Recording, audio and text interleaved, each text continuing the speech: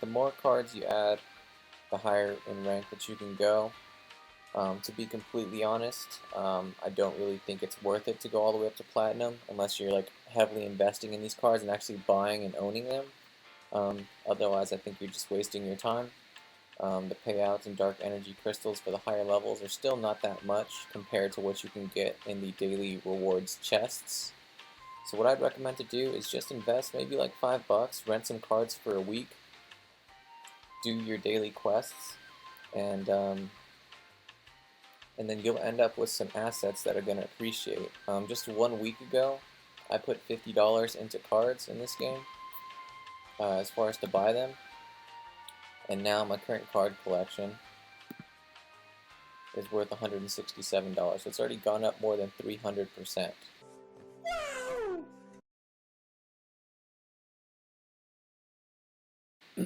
A lot of people get confused and think that just battling, getting all the way up to platinum, and just battling all day is the best way to make money. For me, on this game, I'm just kind of gaming the reward system. Um, every time you complete a daily quest right here, you get 3 chests. But if you have a potion, a quest potion, which you can get for 75 cents, um, then you're going to get an extra 5 chests every time you complete a daily quest. So I've completed my daily quest for today. I do have a quest potion. Let's see what kind of rewards that I got today from battling.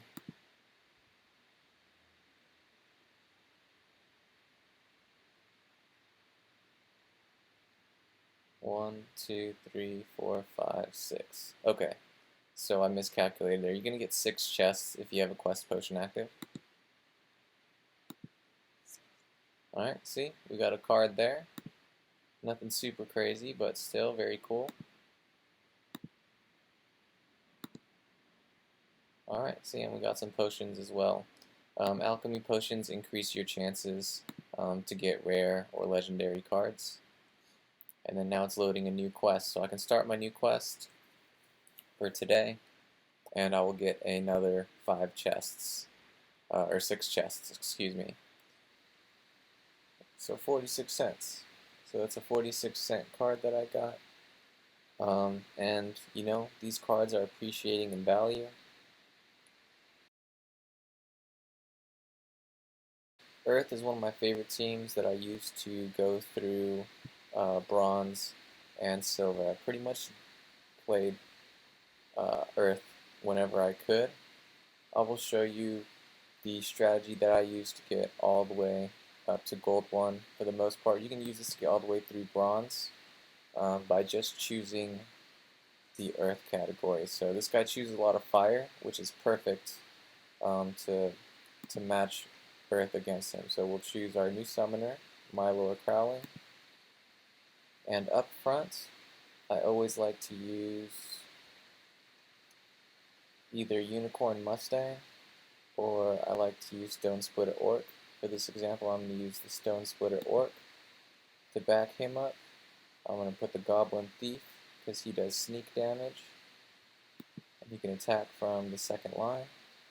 Behind him, I'm going to put the Wood Nymph. She's going to heal the tank or whoever's in the first position every round, and then that's going to leave us with 5 more points.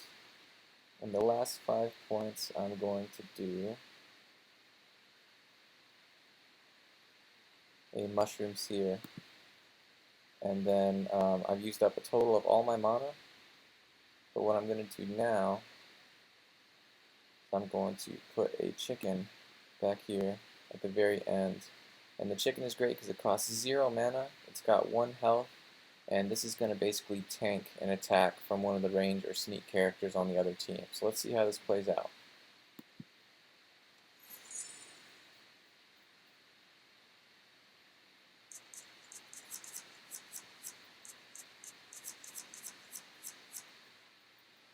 Alright, so looking at the enemy team, he's got a pretty decent lineup. It's a Death Splinter. What this Splinter does, it's going to reduce the melee attack of all my melee characters by 1 point. So this will only have 1 attack, and this will only have 2 attack. Um, this monster right here is the Haunted Spirit. It's a great tank for the Death Splinter. It's going to heal itself every round by 2 or 3 points. You can see he's got some sneak abilities up here to try and attack my second line. And then same with these both have the snipe, so these are going to be taking out my secondary characters. Looks like most of his attacks are going to be melee, so pretty hopeful that I'll come out on top. Let's see how this one plays out. So in the first round, the summoners are going to apply their effects to the teams, and then the battle will begin, and the attack goes based on speed. Whoever has the highest speed attacks first. And you can see I sacrificed my chicken to take out one of their cards using my Thorns ability. So right there, he took out my healer. It's not looking very good.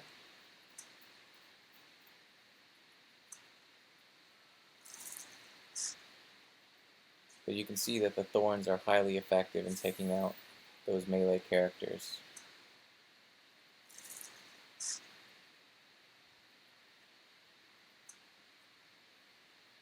So really cool. This character has Retaliate. Every time it's attacked by a melee attack, it will retaliate.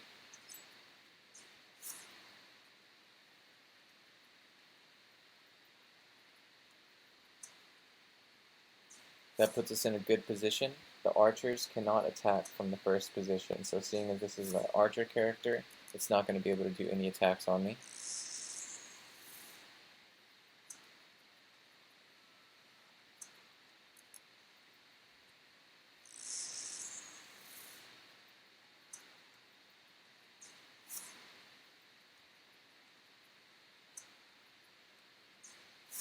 There you go. There is a battle, one with 22 mana, with the Earth Splinter with Mylor Crowling. So you're not going to win every single battle. If the enemy has a lot of range or a lot of magic, the strategy may not work out. But for the most part, let's do another one. 99 mana. So with ones like this, let's see, he uses a lot of the Death Splinter, and you can see which characters he uses. So he uses a lot of sneak. Let's see what he does here. Let's again go with the Earth. And since we have more mana to work with, let's switch it up just a little bit. So right up front, we are going to use the Unicorn Mustang. Then we're going to follow it up with let's do the Stone Splitter Orc up front, followed by a second tank, the Unicorn Mustang. Then let's throw our healer in there. Let's get some sneak going on. Let's go with the Goblin Thief. The Mushroom Seer for some extra magic damage. And an Epona to raise everybody's health. So I didn't quite use... oh, here we go. So let's replace Unicorn Mustang with the Gelatinous Cube. Sometimes it does that when you accidentally drag your cards. You can refresh. Let's start the team over. So Mylor Crowling. Let's do the Stone Splitter Orc. Let's do that Gelatinous Cube that I mentioned. Sandworm is another card that I forgot to have you rent, but we still have money left. Let's pretend that we rented Sandworm. So Gelatinous Cube, then let's do Sandworm. Let's throw our healer in there, Wood Nymph. Let's throw Epona on there. She's a bullet sponge, but also she adds 1 health to everyone. And let's finish up with a Mushroom Seer for some extra magic damage. Alright. So we've got some sneak, we've got some magic, we've got 2 heals, and we've got to retaliate. And then right here, this is some cheese right here. I'll show you how the gelatinous cube works. Hopefully he doesn't have too much magic arranged.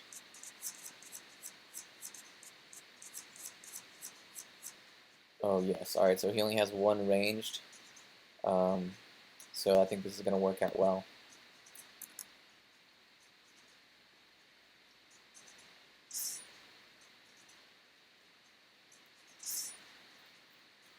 So he's got a lot of armor, but I've got 2 magic characters, which is great.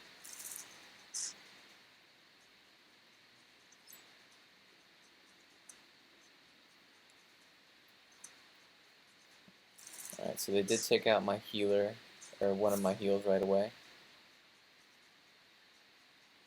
So that buff that I was getting went away. You can see that every time a character dies, this gelatinous cube is going to gain 1 health. And you'll see how that kind of comes into play in a moment. Alright, so my healer just healed my guy up front.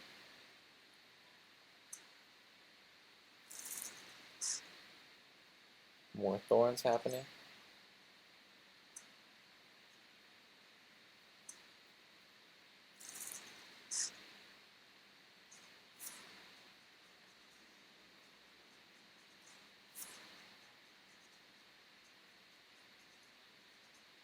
So even though I'm losing characters, I'm slowly picking away at them.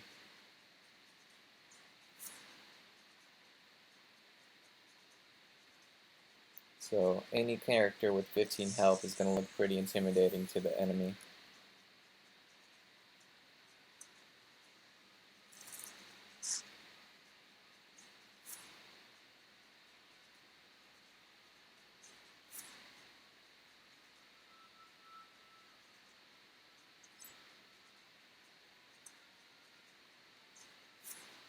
So Sandworm having the sneak ability with 5 attack just makes it extremely powerful, and everybody should have a Sandworm in their collection.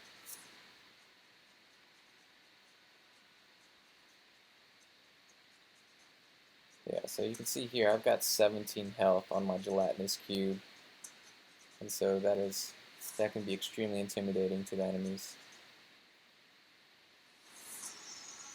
So there's my cheese strategy with my lore Crowling and the Earth Splinter.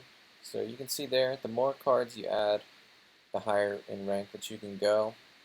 To be completely honest, I don't really think it's worth it to go all the way up to Platinum unless you're like heavily investing in these cards and actually buying and owning them. Otherwise, I think you're just wasting your time.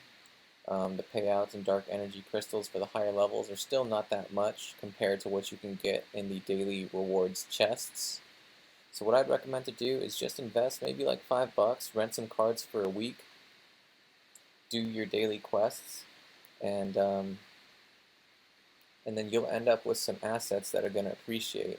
Just 1 week ago, I put $50 into cards in this game as far as to buy them, and now my current card collection is worth $167. So it's already gone up more than 300%. So that card that I got today that was, 25 cents or 50 cents, in a few weeks from now that card could be worth $1.50, $2, $3. So if you can get 2 or 3 cards a day, just by doing the daily quests, you're not always going to get 3 cards a day, but there's some days where I got 3 cards just from one daily quest. And so yeah, those cards adding onto my collection with the price of the cards going up, that's how I'm able to earn here. As far as the dark energy crystals that I did earn allow me to participate in this airdrop, which happens automatically every day. The next airdrop is going to be in 20 hours, and it's going to go on for the next 330 days here. And I did stake $70 worth of SPS tokens a week ago, so that's nearly doubled in price. And each day, I'm getting 1.7 here that I can claim. And there's no gas fees. when playing Splinterlands. So to claim any types of stakings is completely free, which I don't see any other yield farming platforms doing that. I can claim another 1.74 SPS tokens here. And then so now I've got 3.4 that I claimed today, and then I can just stake these if I want to. Now this is going to lock them in for 4 weeks, with 25% becoming available after each week. But I don't really care. Like, I'm not trying to pull this out anyways. I plan on leaving this in here at least until the airdrops are over.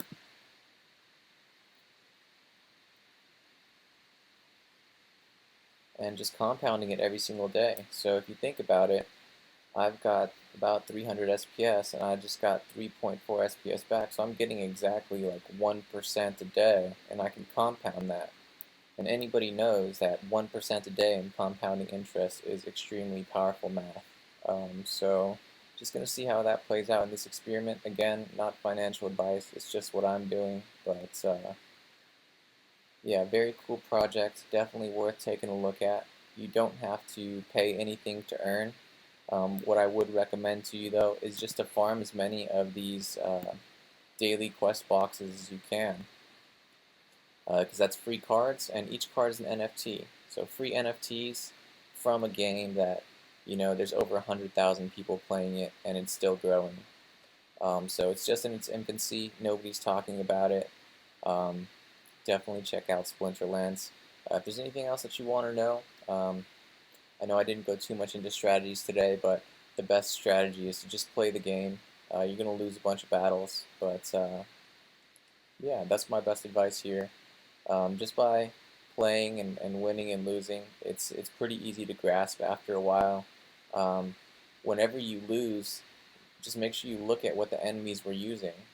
And if they absolutely destroyed you, maybe take a look into renting those cards and try them for yourself. So instead of just getting salty after a battle, you know, observe and see what they did and how they organized their characters to beat you. It's not going to be for everyone, but it is highly strategic and a very fun game, and I think it has a big future ahead of it. Thank you again for checking out the channel. If you made it this far, be sure to like, subscribe. It really helps out the algorithm, and it really helps me out, and I appreciate you for being here. See you next time.